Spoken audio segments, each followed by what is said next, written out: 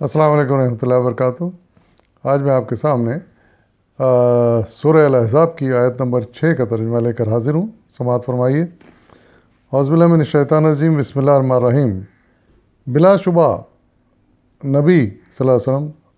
آپ اہل ایمان کے لیے ان کی اپنی ذات پر مقدم ہیں، اور نبی کی بیویاں ان کی مائیں ہیں، مگر کتاب اللہ کی روح سے عام مومنین و مہاجرین کی بنسبت رشتہ دار ایک دوسرے کے زیادہ حقدار ہیں۔ البتہ اپنے رفیقوں کے ساتھ تم کوئی بھلائی کرنا چاہتے ہو تو کر سکتے ہو، یہ حکم کتاب الہی میں لکھا ہوا ہے۔ صدق اللہ العظیم۔ اس آیت میں دو اہم احکامات دیے گئے ہیں۔ پہلا تو یہ کہ رسول صلی اللہ علیہ وسلم کو بتایا گیا کہ آپ کی ذات تمام مومنین کی ذات پر مقدم ہے۔ دوسرے الفاظ میں انہیں چاہیے، مومنین کو چاہیے کہ آپ کو ہر حال میں دوسرے سب رشتوں سے زیادہ مقدم سمجھیں، اہمیت دیں، یہاں تک کہ آپ کی ذات ان کو اپنی ذات سے زیادہ اہم ہونی چاہیے، اور اس کا انہیں، آپ کی ذات کا انہیں اپنی ذات سے زیادہ خیال پاس رکھنا چاہیے۔ اس کی تشریح میں مولانا سید ابوالعلا مودودی رحمۃ اللہ علیہ اپنی تفسیر میں لکھتے ہیں کہ یعنی نبی صلی اللہ علیہ وسلم کا مسلمانوں سے اور مسلمانوں کا نبی صلی اللہ علیہ وسلم سے جو تعلق ہے وہ تو تمام دوسرے انسانی تعلقات سے ایک برتر بالاتر نوعیت کی رکھتا ہے۔ کوئی رشتہ اس رشتے سے اور کوئی تعلق اس تعلق سے جو نبی اور اہل ایمان کے درمیان ہے ذرا برابر بھی کوئی نسبت نہیں رکھتا۔ نبی صلی اللہ علیہ وسلم مسلمانوں کے لیے ان کے ماں باپ سے بھی بڑھ کر شفیق و رحیم اور ان کی اپنی ذات سے بڑھ کر خیر خواہ ہیں۔ ان کے ماں باپ اور ان کے بیوی بچے ان کو نقصان پہنچا سکتے ہیں، ان کے ساتھ خود غرضی برت سکتے ہیں، ان کو گمراہ کر سکتے ہیں، ان سے غلطیوں کا ارتکاب کرا سکتے ہیں، ان کو جہنم میں دھکیل سکتے ہیں، مگر نبی صلی اللہ علیہ وسلم ان کے حق میں صرف وہی بات کرنے والے ہیں جس میں ان کی حقیقی فلاح ہو۔ وہ خود اپنے پاؤں پر کھلاڑی مار سکتے ہیں، حماقتیں کر کے اپنے ہاتھوں اپنا نقصان کر سکتے ہیں، لیکن نبی صلی اللہ علیہ وسلم ان کے لیے وہی کچھ تجویز کریں گے جو فی الواقع ان کے لیے ان کے حق میں نافع ہو۔ اور جب معاملہ یہ ہے تو نبی صلی اللہ علیہ وسلم کا بھی مسلمانوں پر یہ حق ہے کہ وہ آپ کو اپنے ماں باپ اور اولاد اور اپنی جان سے بڑھ کر عزیز رکھیں، دنیا کی ہر چیز سے زیادہ آپ سے محبت رکھیں، اپنی رائے پر آپ کی رائے کو اور اپنے فیصلے پر آپ کے فیصلے کو مقدم رکھیں، اور آپ کے ہر حکم کی آگے سر تسلیم خم کر دیں۔ اسی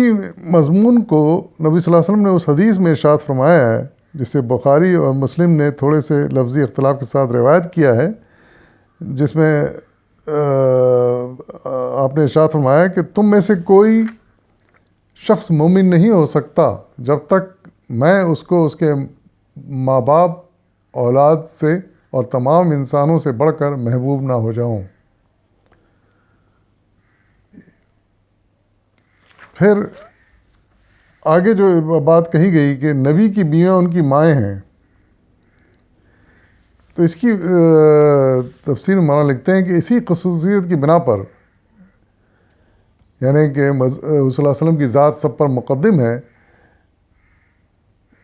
ایک خصوصیت یہ بھی ہے کہ مسلمانوں کی اپنی منہ بولی مائیں تو کسی معنی میں بھی ان کی مائیں نہیں ہیں، لیکن نبی صلی اللہ علیہ وسلم کی بیویاں اسی طرح ان کے لیے حرام ہیں جس طرح ان کی حقیقی مائیں حرام ہیں۔ یہ مخصوص معاملہ نبی صلی اللہ علیہ وسلم کے سوا دنیا میں اور کسی انسان کے ساتھ نہیں ہے۔ تو اس سے ہمیں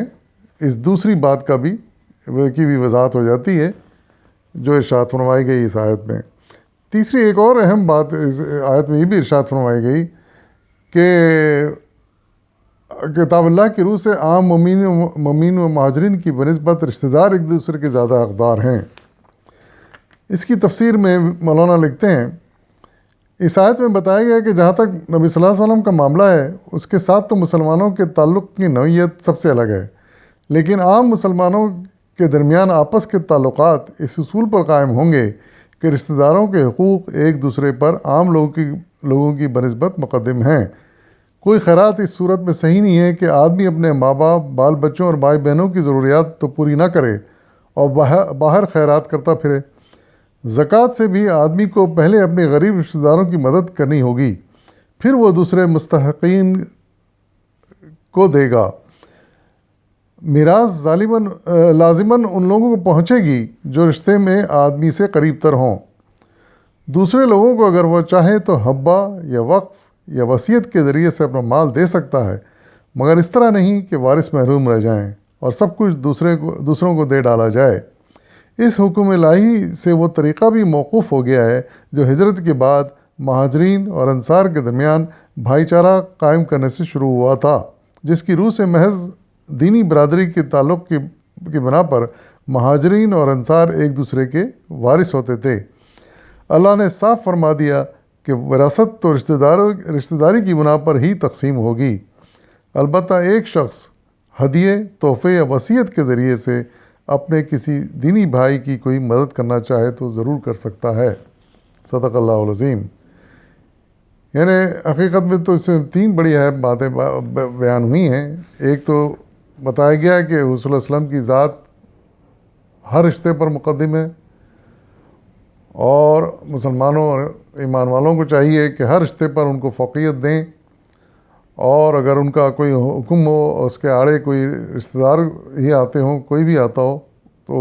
وہ اس کو اہمیت نہ دیں، اور سب سے زیادہ اہمیت صلی اللہ علیہ وسلم کے حکم اور ارشاد کو ہونی چاہیے۔ دوسری بات یہ فرمائی گئی ہے کہ نبی صلی اللہ علیہ وسلم کی جو ازواج تھیں وہ سب مومنوں کے لیے ان کی سگی ماں کی طرح ہیں، اور ان سے کسی قسم کا کوئی رشتہ ازواجی رشتہ نہیں جوڑا جا سکتا، وہ ہمارے لیے حرام رہی ہیں۔ تیسری بات یہ یہاں پر فرمائی گئی کہ انسان اپنا مال پہلے رشتہ داروں پر خرچ کرے، پہلے قریب ترین رشتہ داروں پر خرچ کرے، پھر اس کے بعد دور کے رشتہ داروں پر خرچ کرے، اس کے بعد پھر وہ بچے تو وہ غیروں میں بانٹے۔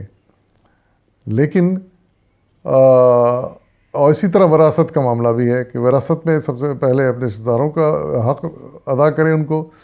اور پھر اس کے بعد وہ چاہے تو اپنے مال میں سے دوسروں کو بھی دے سکتا ہے، اور اسی طرح وراثت میں بھی دوسروں کو ایک حصہ دے سکتا ہے، اس کی گنجائش ہے۔ لیکن ایسا نہیں ہونا چاہیے کہ اپنے رشتہ داروں کو چھوڑ کر، ان کا حق نہ دے کر دوسروں کو نواز دیا جائے، یا دوسروں کو پوری کی پوری وراثت سونپ دی جائے۔ ایسا نہیں ہونا چاہیے۔ اس معاملے میں اللہ تعالیٰ کا حکم بڑے انصاف پر مبنی ہے، اور حقیقت میں اس سے بڑے فساد رک سکتے ہیں، ختم ہو سکتے ہیں۔ تو ہمیں ان سب باتوں کا بڑا خیال رکھنا ہے اپنی زندگی میں،